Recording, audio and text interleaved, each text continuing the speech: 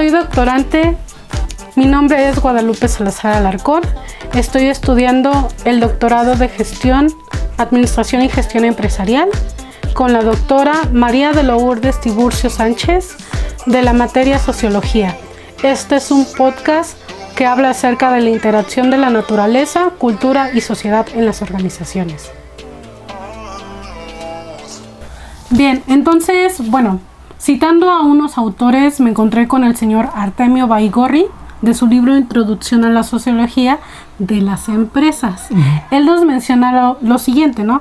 Que es la ciencia que estudia la realidad social en sus formas, aspectos, fenómenos, relaciones, estructuras, sistemas y actitudes y conductas del ser humano. ¿Qué nos puede decir al respecto de esto? Bueno, para llegar a esto y para que la gente nos entienda, tendríamos que dar una pequeña introducción de cómo nació la sociología y digamos qué ramas va tomando.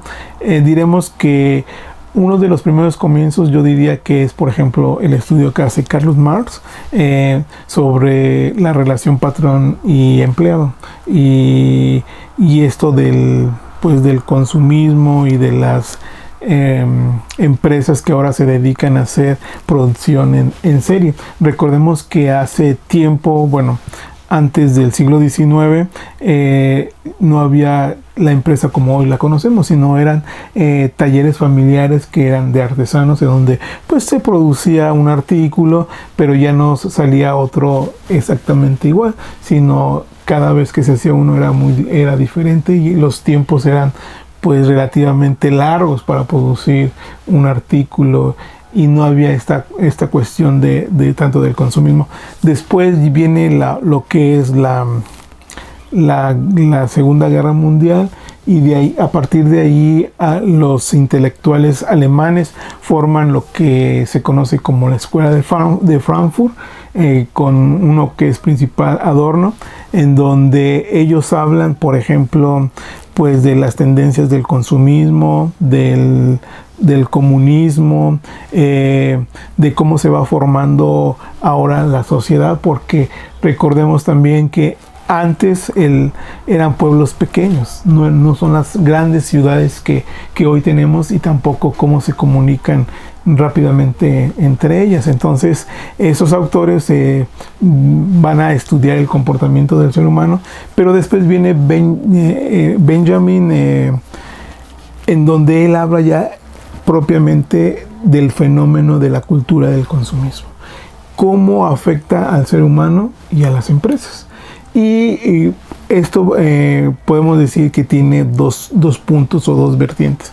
Una para la empresa, que es en donde, por ejemplo, ahora se hace como una nueva cultura empresarial, en donde todos los fenómenos nos van llevando. Por ejemplo, aquí en México se conocen los ISOs, que es lo que es la calidad de los productos, en donde una empresa ahora tiene que llevar ciertos pasos para mejorar tanto en tiempos, en dinero, y en que los artículos se fabriquen más rápidos y a menor costo.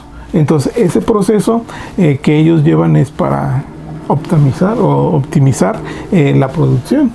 Y claro, eso ha dado que tengamos productos de mejor calidad. Eso por un lado, ¿no? Es una parte. Por otro lado tenemos la parte del empleado, que el empleado, desde cuestión de la educación en general, desde primaria, secundaria y pues la licenciatura o doctorado, está muy enfocado, o todo su contexto pedagógico va hacia la empresa. Es decir, es como un círculo en donde pues desde la escuela te están preparando para que tú llegues a una empresa a producir. ¿Y qué hace el ser humano? Pues el ser humano va a la empresa, trabaja entre 6 a 8 horas, le pagan, y ¿qué pasa? Él consume y después vuelve a trabajar. Es como un círculo, ¿no? En donde también ese es otro fenómeno que la sociología va, ¿cómo se llama?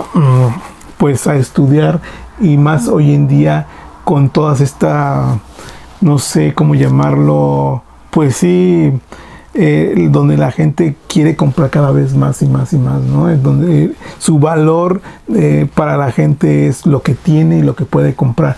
Y hay otro fenómeno, otra corriente, que es de Robert Elias, en donde se especifica más en la parte individual, en donde recordemos que antes la familia pues vivía sencillamente. Voy a poner un ejemplo: ocupaban un jabón para toda la familia. Ahora no, hay un jabón para cada miembro persona, de la persona. Sí. Hay jabón femeninos, hay jabón para el hombre, hay jabón para bebés. Entonces toda esta cultura de la empresa ha hecho que tengamos artículos más individuales, y la gente pues tiene la posibilidad de adquirirlos. Y entonces dice Robert Elias que eso también es un fenómeno. Cómo ha cambiado la familia con lo que puede comprar y con el fenómeno del consumismo relacionado siempre a la empresa o a las corporaciones. Exactamente. Bueno, rescatando de todo lo que ha comentado, por ejemplo, tenemos a la autora Etzioni de su punto 2, que indica que, usted comentaba de que siempre nos han inculcado una cierta cultura, un tipo de pensamiento, ¿no? Etzioni dice que, por ejemplo, desde que nacemos o conforme vamos creciendo, como que tenemos un tipo de pensamiento, como decía usted, de que estudia para trabajar en una buena empresa, te casas con la empresa, haces todo por la empresa, te jubilas en la empresa, y eso es lo que la mayoría de las personas realizan en todo el mundo, ¿no? Y pues esa parte obviamente hay que romperla, hay que crear nuevos paradigmas, nuevos metas. Y pues obviamente hay que cambiar ese tipo de pensamiento que tenemos la mayoría de las personas.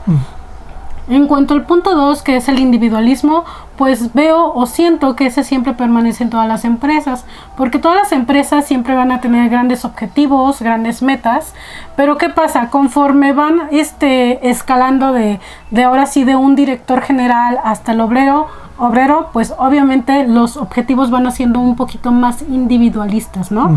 Al grado de que al obrero, por ejemplo, le van a decir: necesito que hagas tantas piezas por hora, tu meta es así, ¿no? Y ese es como una sociología individualista, ¿no? Pero ¿qué pasa? Las grandes empresas, aparte de eso, pues tienen que aportar o tener un sentido de pertenencia hacia sus empleados, ¿no? Por ejemplo, tener como un código o normas que funcionen para todos. ¿Por qué?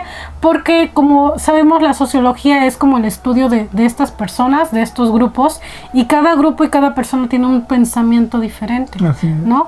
Por lo tanto, pues obviamente al momento de que una empresa global o una empresa chiquita tenga la misma norma o las mismas, ahora sí, como la misma guía para todos, pues ¿qué es lo que va a suceder? Que va a tratar de que todo el mundo se sienta, ahora sí, con la empresa, tenga los mismos valores, trate de llegar a los mismos objetivos, ¿no? ¿Para qué? Para que no haya un desbalance general, pues, en todo lo que está viviendo la empresa, ¿no? Pero dígame usted, ¿qué sucede cuando estos subgrupos, por decirlo, o más bien cuando la empresa no tiene este sentido de pertenencia, no tiene estas reglas? ¿Qué sucedería ahí? Bueno, es que hay que empezar desde la parte del individuo. Recordemos que si el individuo no tiene los valores, entonces se va a conformar con la parte material, ¿no? Entonces, por ejemplo, la empresa se dedica, pues, a ella lo que le interesa es la producción, ¿no? Y el generar pues a bajos costos, y que sus empleados sean pues puntuales, constantes, y que no falten. Pero a veces no hay este vínculo de la empresa con, con la sociedad. Hay empresas que sí ya se preocupan, por ejemplo, de sus trabajadores, del individuo, y les ponen pues comedores, les ponen transporte, les ponen áreas verdes.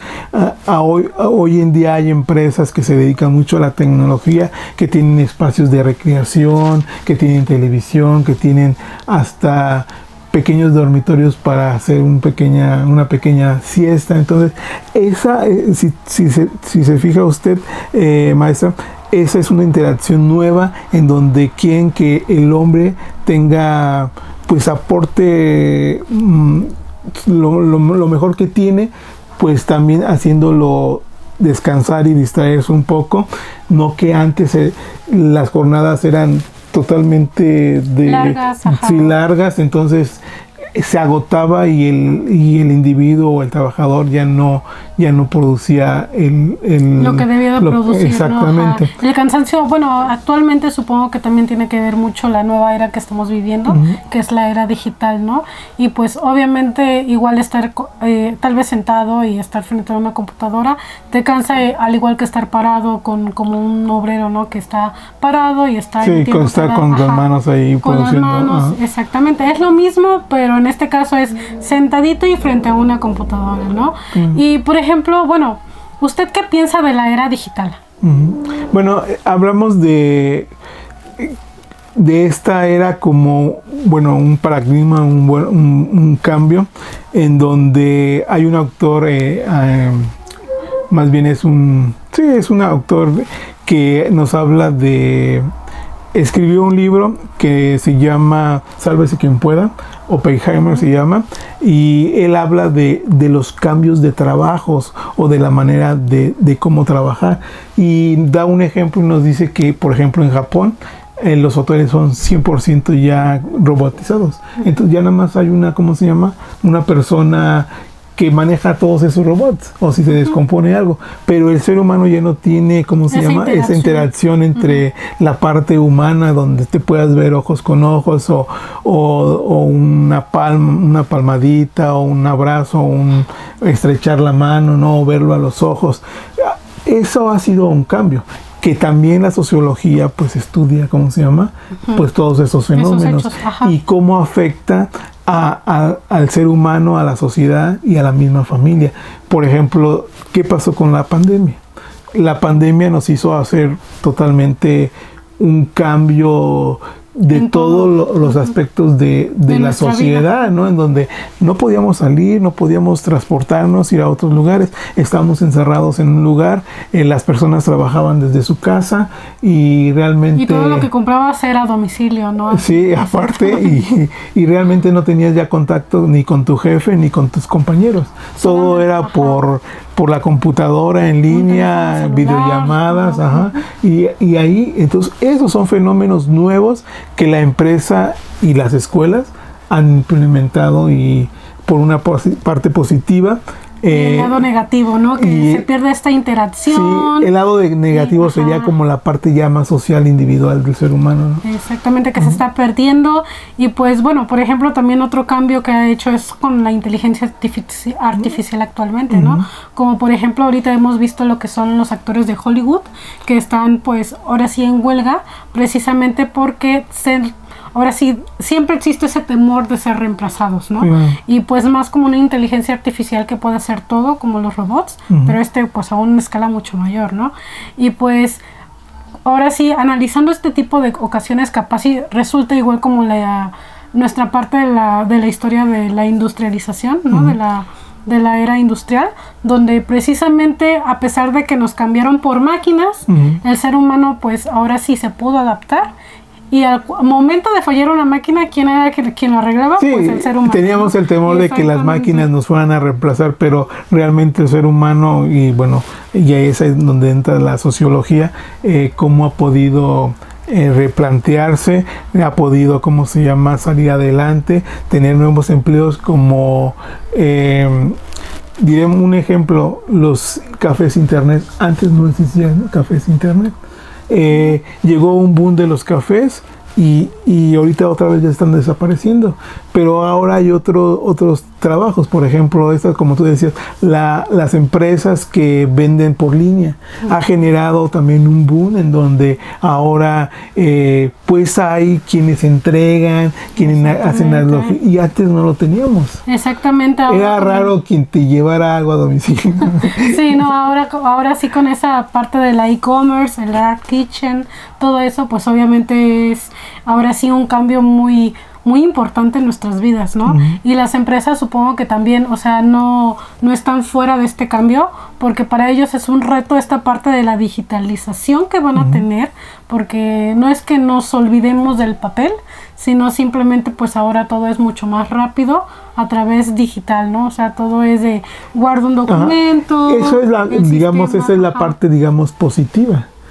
Donde pues ya no tienes un papel físicamente, sino ya todo en un archivo, pero viene la parte negativa, las relaciones humanas que mencionaba maestra hace rato, y también los valores de la persona. Las empresas que se van perdiendo poco a poco para evitar el contacto físico. Luego incluso hasta las mismas empresas están ahora sí, digamos que les representa un reto aquellas cosas que pues, bueno, aparte de la pandemia que se digitalizó todo, pues ahora sí cosas que no se han vivido, que ya siento que me voy a meter en otro tema, pero por ejemplo las crisis de las personas que pasaron estando encerradas en su casa porque no podían salir, no podían, se sentían sofocadas, y pues esa también es una parte, ¿no?, de la empresa que tiene como reto cómo lidiar ese tipo de problemas, tal vez no grupales, pero sí individualistas, ¿no?, del ser humano y trabajadores que no estaban rindiendo lo suficiente por eso, ¿no? Otro tema que va muy relacionado con la empresa y sus procesos es, por ejemplo,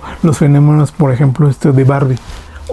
Cuando viene una película Spider-Man, por ejemplo, que todo es toda una moda, toda una planeación de estas empresas en donde lo importante ahora, toda la gente se viste de rosa, Barbie, compran muñecos, compran poste, compran cosas del hogar, sí, todo relacionado a ese fenómeno. Y esos fenómenos los usa las empresas con estudios que hacen con sociólogos para promover y de alguna manera tener campañas exitosas, ¿no? Exactamente, ¿no? De esto también, esa parte también influye mucho, como dicen, que los colores, que porque azul, que porque verde, que porque, o sea, antes de lanzar un producto siempre están pensando en cómo ahora sí llegar al cliente, tal vez no tan la forma de que el cliente lo que pida, sino más bien cómo puedo yo hacer llegar a mi producto a través de esto, y pues obviamente ser él como que estar a la vanguardia, ¿no?